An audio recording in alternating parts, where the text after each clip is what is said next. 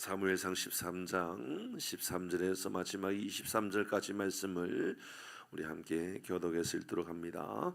사무엘상 13장입니다. 13절에서 마지막 23절까지 말씀을 교독해서 읽습니다.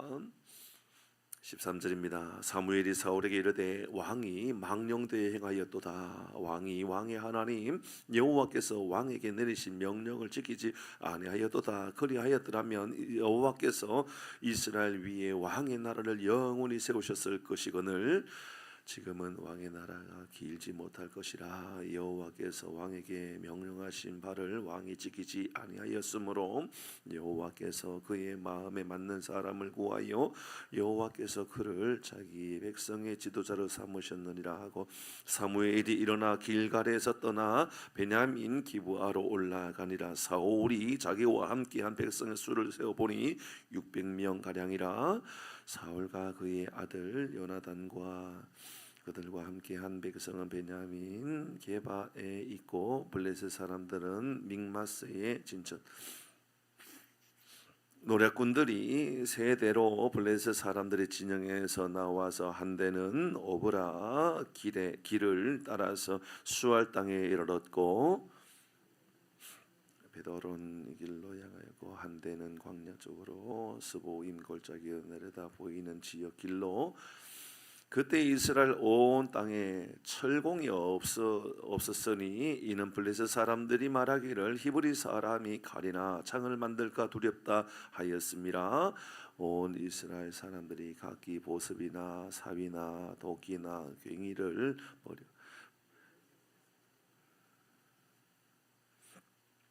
그들이 괭이나 삽이나 쇠스랑이나 도끼나 쇠채지 묻을 때에 그리하였으므로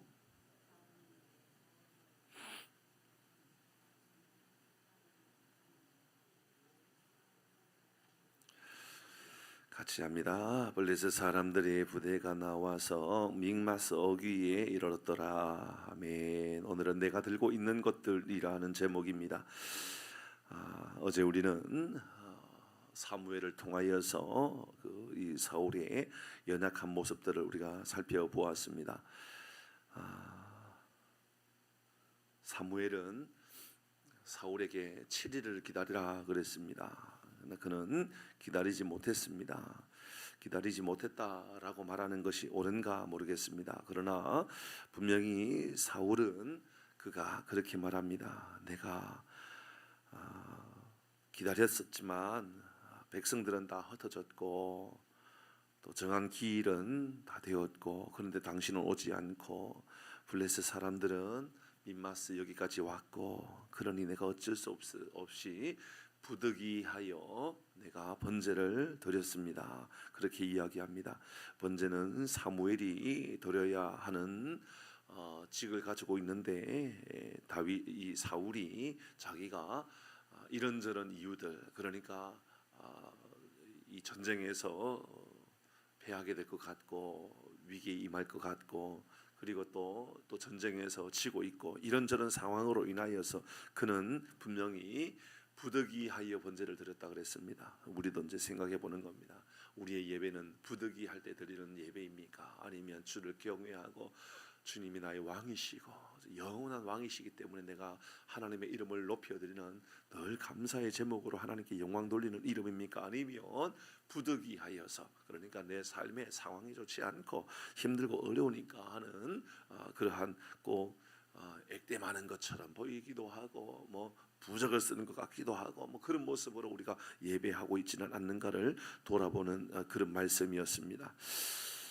이 일로 인하여서 이제 사무엘은 사울에게 하나님께서 당신의 이 망령된 모습을 하나님께서 책망하신다라고 말씀하십니다. 그러면서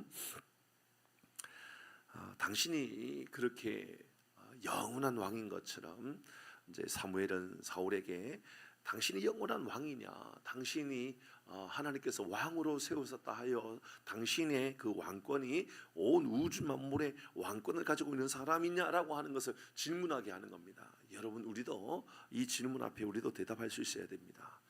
여러분의 건강은 여러분의 것이고 여러분의 물질은 여러분의 것이고 여러분의 가정은 여러분의 것이고 우리의 삶의 모든 것들은 다 여러분의 것입니까? 그래서 여러분의 주인 되었고 여러분이 하고 싶은 대로 하면 전혀 문제가 없는 겁니까? 하나님께서 말씀하십니다. 만약 네가 그렇게 할 줄 알았더라면, 네가 그런 사람이었더라면 이스라엘 위에 왕의 나라를 영원히 하나님께서 그냥 세우셨을 것이다 라고 말씀하셨던 겁니다. 하나님께서 우리에게 그것을 맡기셨던 것은 하나님께서 보실 때에 우리가 충분히 잘 감당할 수 있는 사람이라 보았기 때문이라는 것이지요. 14절의 말씀 이어서 보면 지금 왕의 나라가 길지 못할 것이라 라고 이야기하면서 이제 하나님께서 사무엘을 통하여 사울을 책망합니다. 당신의 나라가 영원히 영원한 나라가 되지 않을 것이다라고 이야기합니다. 여호와께서 왕에게 명령하신 바를 왕이 지키지 않았다. 그러므로 이제 하나님께서 당신의 마음에 합당한 사람을 세울 것이다. 당신의 마음에 합당한 사람을 세울 것이다. 저는 이 말씀을 묵상하면서 참 여러 가지 생각이 들었습니다. 13절의 말씀, 조금 전의 말씀이지만 우리 같이 한번 읽어볼까요? 다시 13절입니다. 여러분 같이 읽습니다. 시작. 사무엘이 사울에게 이르되 왕이 망령되이 행하였도다 됐습니다. 여기까지만 보도록 합니다. 사무엘은 나이 많아 늙었습니다. 나이 많아 늙었고 사울은요 부록의 나이입니다. 40입니다. 그런데 이렇게 말합니다. 당신이 망령되이 행하였다. 사무엘이 사울에게 당신이 망령되이 행하였다. 저는 이 말씀을 묵상하면서 과연 누가 노망 들었나 이런 생각이 드는 거예요. 노망이 들었다 그러면 사무엘일까 사울일까? 나이로 볼 때는 사무엘이 노망이 들어 보이는 거예요. 아무리 보아도. 여러분 사울이 도대체 얼마나 악한 죄를 지었습니까? 맞잖아요, 그죠? 여러분 사울이 우상 숭배합니까? 아니잖아요. 하나님을 버렸습니까? 아니잖아요. 얼마나 기특합니까? 어렵고 힘들다고 예배의 자리를 찾는 거예요. 아니 그가 지은 죄는 사무엘을 기다리지 못한 게 그게 문제였던 겁니다. 그냥 사무엘을 기다리지 못한 거예요. 하나님께서 사무엘을 통하여 너 7일을 기다리라. 그거 못 기다렸다라는 거. 이건 그래도 얼마나 기특합니까? 인간적으로 볼 때 그렇다라는 거예요. 인간적으로 볼 때 기특하잖아요. 힘들다 그러면 막 쫓아가가지고 기도하면서 하나님 내가 예배드립니다. 하나님 내가 헌금 드립니다. 하나님 내가 헌신하겠습니다. 그렇게 생각해 보니까 저는 이 말씀 묵상하면서 아니 사울이 우상 숭배했나? 기도하지 않았나? 사울이 하나님을 버렸나? 사울이 지금 다른 신을 섬기고 있나? 이러면 아니잖아요. 그러니까 저는 이 말씀을 묵상하면서 왕이 망령되이 행하였다. 사무엘이 사울한테 너는 노망 들은 것 같다 라고 야단치는 것처럼 느껴지는데 저는 이 말씀 보면서 노망은 도대체 누가 들었나 이런 생각도 사실은 좀 하게 되었습니다. 근데 하나님은 여기서 지적하는 것은 사울의 교만을 지적하고 있는 거 아닐까요? 기다리라고 했다면 끝까지 기다릴 수 있어야 되는데 기다리지 못한 것입니다. 하나님은 사울을 왕으로 세우셨다라고 하는, 그러니까 하나님이 왕권을 그에게 위탁하셨다라는 거예요. 그에게 너 왕이다, 그러니까 네 마음대로 해라, 그거 아니라 하나님께서 위탁하신 거예요. 너 맡아서 해라. 여러분 우리는 우리의 삶을 청지기 사명을 가지고 살아가잖아요. 하나님께서 나에게 맡기셨다. 하나님 나에게 왕권을 맡기셨다. 우리는 그런 마음을 가지고 살아가야 되잖아요. 그런데 지금 본인이 정말 인류의 왕인 것처럼 본인이 모든 주재권을 자기가 있는 것처럼 그래서 했던 말 이 한마디입니다. 이게 진짜 사울의 죄였던 겁니다. 부득이하다라는 거예요. 누구 입장에서 부득이합니까? 하나님 입장에서 부득이한 겁니까? 사울 입장에서 부득이한 겁니까? 분명히 볼 때 하나님의 입장에서 부득이한 게 아니에요. 그렇죠? 그것은 그냥 사울이 입장에서 부득이한 거예요. 우리의 삶을 돌아봅니다. 우리의 삶의 부득이함은 내 입장입니까? 하나님 입장입니까? 하나님 입장에서 본다 그러면 하나님께서 허락하실 일이 있고 하나님께서 막으실 일이 있다라는 겁니다. 조금 과거로 돌아가 보십시다. 사울 어떤 사람이었습니까? 때로는 겸손한 사람이었습니다. 스스로 말할 때에도 사무엘이 사울을 세울 때 아닙니다. 저는 베냐민 지파 그러니까는 야곱의 이 형제들 가운데 가장 작은 지파 베냐민 지파 가운데서도 가장 작은 사람이 바로 저입니다. 저는 가장 작은 사람입니다. 그렇게 말했던 사람, 사울이었습니다. 자신의 부족함을 잘 아는 사람이었습니다. 그를 왕으로 세울 때 그는 숨어가지고, 어디에 숨었어요? 진보다리 사이에 숨어가지고 자기를 드러내기가 너무 부끄러워하는 사람. 겉으로 볼 때는 키가 커 보이고 또 잘나 보이고 잘생겨 보이고 그런 사람이었지만 그 내면 안에는 숨고 싶기도 하고 또 겸손한 모습도 보이기도 하고, 그럼에도 불구하고 또 전쟁터에 나갈 때는 하나님의 영이 그에게 감동이 임하여서 전쟁에서는 또 멋지게 전쟁할 줄 아는 사람. 그러니까 하나님의 손길 안에 있었던 사람입니다. 그는 하나님의 능력으로 말미암아 세워진 사람이라고 본인 스스로도 보아도 충분히 깨달았던 사람입니다. 그런데 위기가 임하였을 때 그는 하는 말이 부득이하여라고 말을 했던 겁니다. 여러분의 삶에 혹시나 부득이하여라고 하는 말이 여러분의 형편입니까? 아니면 하나님께서 정말 나를 그렇게 말하게 하신 것입니까? 여러분, 오늘 첫 번째 우리에게 묵상하게 한 것은 사울의 교만함을 돌아보게 하는 겁니다. 부득이하여라고 하는 그 말 안에는 사울의 교만함이 담겨져 있다, 그 말입니다. 하나님께서 행하실 일들에 대하여 다 놓치고 살아가는 모습을 보고 있다, 그 말입니다. 여러분의 하나님은 어디 계십니까? 부득이하여 찾는 게 하나님입니까? 아니면 오늘 이 아침에도 하나님이 좋고 주의 이름을 높여드리고 주님이 나와 함께 하시는 것이 내게 너무 영광스럽게 보여지는 그 삶을 살아가고 있습니까? 비로소 이제 우리는 사울 가운데 사울이 아무것도 아니다라는 것을 깨닫게 합니다. 그는 전쟁에 나가기 위하여 3,000명을 모아가지고 전쟁에 나갑니다. 그것도 블레셋이 먼저 공격하는 것이 아니라 내가 블레셋을 이길 수 있을 것 같고, 그래서 군사를 모으고 아들에게 또 군사를 맡겨가지고 블레셋을 공격합니다. 또 이기기도 합니다. 그런데 블레셋은 지금 정말 대단한 전차 부대만 3만 명 모이게 돼요. 거기에 또 마병이 6,000명이었고 셀 수 없는 사람들이 몰려왔습니다. 그때 비로소 알게 되었을 것입니다. 내가 아무것도 아니구나, 내가 실수했구나. 그런데 그는 아무것도 아니구나, 내가 실수했구나 그렇게 생각하는 것이 아니라 부득이하여 내가 하나님 앞에 나갔습니다가 아니라 부득이하여 내가 하면 안 될 일들까지도 내가 하고 말았군요. 그런 모습을 보인 것이지요. 15절의 말씀을 봅니다. 15절의 말씀입니다. 같이 읽습니다. 시작. 사무엘이 일어나 길갈에서 떠나 베냐민 기브아로 올라가니라. 사울이 자기와 함께 한 백성의 수를 세어보니까 몇 명? 600명. 3,000명 가운데 600명만 남은 겁니다. 다 도망가 버리고 600명 남았습니다. 20% 남았습니다. 80%는 다 도망가고 말았습니다. 전쟁할 용기가 이제 안 나지 않을까요? 그렇죠? 전쟁할 마음이 전혀 들지 않을 겁니다. 그런데 더 심각한 문제가 보이네요. 22절입니다. 같이 읽습니다. 22절 시작. 싸우는 날에 사울과 요나단과 함께한 백성의 손에는 칼이나 창이 없고 오직 사울과 그의 아들 요나단에게만 있다. 칼과 창이 사울과 요나단에게만 있고 다른 백성들에게는 쟁기, 삽 뭐 이런 거 있잖아요. 그게 전쟁 도구입니까? 농기구입니까? 오늘 성경 말씀 보니까 어떻게 말하고 있냐면 블레셋 사람들이 그들을 창이나 칼을 만들지 못하도록 하기 위하여서 철공들을 그 안에 세우지 않았다라고, 철공들을 없게 했다라고 이야기하고 있죠. 저는 이 말씀이 블레셋 사람을 통하여서 하나님께서 사울의 내면을 보게 하셨다라고 느껴졌습니다. 뭐냐면 하나님께서 허락하시면 왜 그들에게 칼과 창을 쥐어주지 않았겠습니까?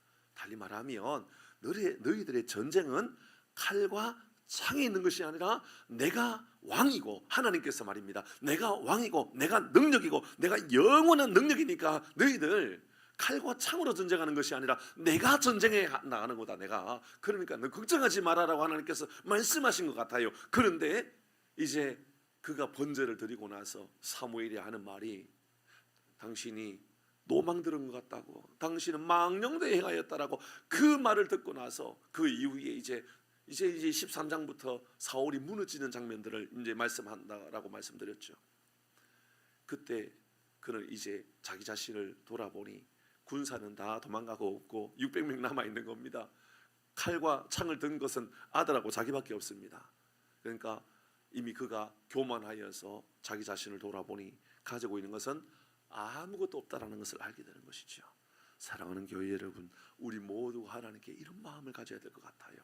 뭐냐 하면 내가 내 능력을 가지고 전쟁하는 것이 아니구나, 내가 내 지식을 가지고 내가 세상 살아가는 게 아니구나, 내가 세상에 나가서 돈벌이하고 살아가는 것도 내 힘, 내 능력으로 하는 것이 아니구나. 사랑하는 교회 여러분, 하나님이 힘이 주시고 하나님께서 우리에게 능력을 주시면 능히 감당하고도 남을 만한 놀라운 힘이 우리 가운데 있는 줄 믿으시기를 바랍니다. 여러분의 손에 잡고 있는 게 뭡니까? 혹시 여러분도 칼과 창 나에게 있다. 하나님은 그에게 모든 백성에게 칼과 창을 맡기지 않으셨습니다. 하나님이 주시면 주십니다. 하나님께서 주시지 않은 것은 내가 이 전쟁에 능히 이 전쟁을 이기고도 남을 만한 능력이 나에게 있다라는 것. 그래서 하나님께서요 우리를 주시는 것이고요, 비바람을 주시면 주시는 겁니다. 그런데 그거 다 잊어버리고 내가 할 수 있는 것으로, 내가 능력이 이만한 능력이 있는 것으로 생각하고 말았다라는 것이지요. 말씀을 마무리합니다. 사랑하는 교회 여러분, 하나님 앞에 겸손한 삶을 살아가는 우리 모두가 되기를 바랍니다. 내 손에 붙잡고 있는 것이 내 것이 아니라 하나님께서 나에게 위탁해 놓으셨구나, 하나님께서 나에게 그렇게 살도록 힘을 주신 것이구나. 사랑하는 교회 여러분, 우리가 세상에 괭이와 농사 짓는 도구에 농사 짓는 거, 우리의 삶을 살아가는, 열심히 살아가는 그거 말입니다. 운전이라든지 뭐 그런 거, 차량이라든지 뭐 그런 거 있잖아요. 그냥 하나님 그것만으로도 능히 이기고도 남을 만한 힘을 주셨음에도 불구하고 믿지 못하고 살아가는 것이 바로 우리의 연약함이라는 것, 내가 붙잡고 있는 것, 하나님의 능력이 되기를 주의 이름으로 축복합니다. 하나님 아버지,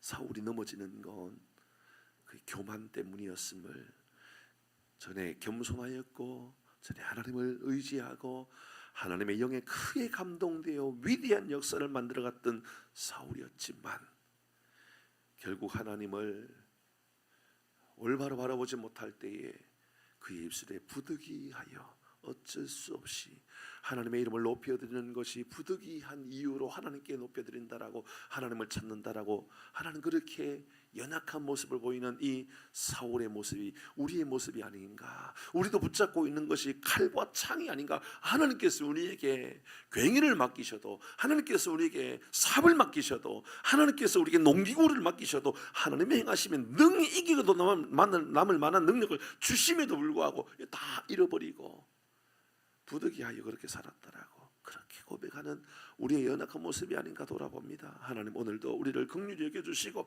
은혜 베풀어 주시어서 하나님의 능하신 손 아래 거하고 살아가는 우리 모든 교우들 되게 하여 주시옵소서. 하나님 우리에게 맡겨주신 그것으로 우리가 능히 이기고도 남을 만한 놀라운 능력이 우리 가운데 있음을 깨닫는 우리 모든 교우들 되게 하여 주시옵소서. 주님 오늘 우리에게 셈을 주옵소서, 은혜를 주옵소서. 감당하고도 남을 만한 놀라운 힘을 우리 모든 교우들에게 허락하여 주시옵소서. 오늘도 새로운 한 날을 허락해 주시는 주님, 새로운 한 날의 시작을 기도하며 은혜를 구하며 나아갑니다. 하나님 이전에 없었던 가장 행복하고 복된 날 되게 하여 주시옵소서. 하나님 은혜로 충만한 날 되게 하여 주시옵소서. 부득이한 예배가 아니라 감격스러운 은혜의 믿음의 고백의 찬양의 삶을 살아가는 우리 모든 교우들 되게 하여 주시옵소서. 오늘도 우리에게 의로운 오른손으로 꼭 붙잡아 주시어서 내가 붙잡고 있는 것은 칼과 창이 아니라 주님의 이름을 내가 붙잡고 살아가는 우리 모든 교우들 되게 하여 주시옵소서. 연약한 이들 주님 셈을 허락하여 주시고 오늘도 기도의 제목을 가지고 아뢰는 이들마다 주의 뜻을 헤아리는 귀하고 복된 날 되게 하여 주시옵소서. 예수님의 이름으로 기도 올리옵나이다. 아멘.